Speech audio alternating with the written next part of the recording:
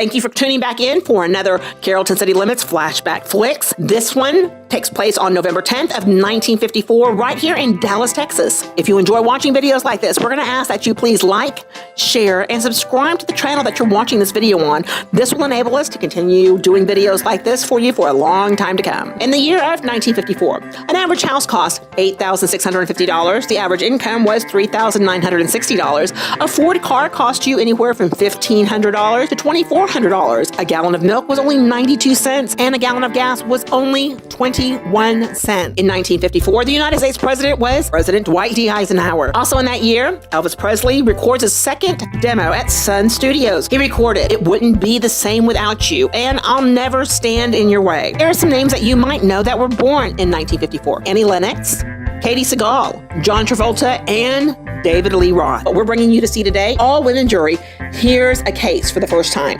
What will probably be recorded as the state's first all-women jury, formed in Dallas, Texas, in a courtroom of the Justice of the Peace by Judge Bill Richburg.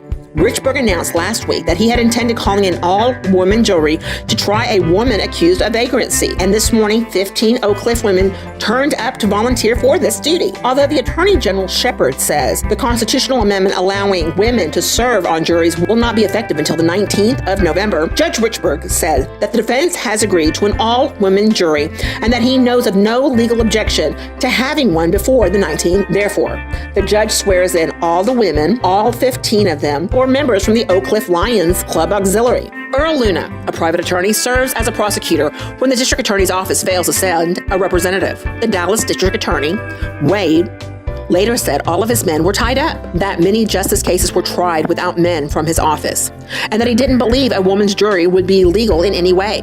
So the Dallas DA didn't send anyone. The defense attorneys are Eldon Bell and Bill Miller, who had both waived the right to use the question of the jury's legality as a basis for an appeal. Miller, in fact, takes the first 6 ladies on the jury's list without question. His client is accused of being vagrant by doing business as a prostitute.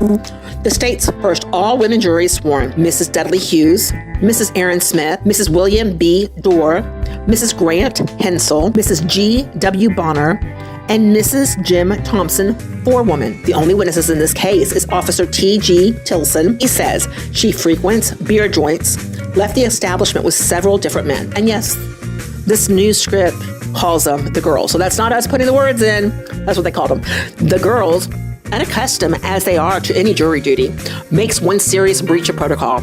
Everyone thinks that there is a verdict coming, but no, the girls just wanted to ask a question, and the jury shamefacedly returns. This time, they return for real. The jury finds the defendant guilty of vagrancy and assesses the maximum sentence, a $200 fine. The jury says it took 2 ballots and 30 minutes to reach the agreement. Some women in the audience don't agree with this verdict. Defense attorney Miller gives notice of an appeal and posts bond for his client.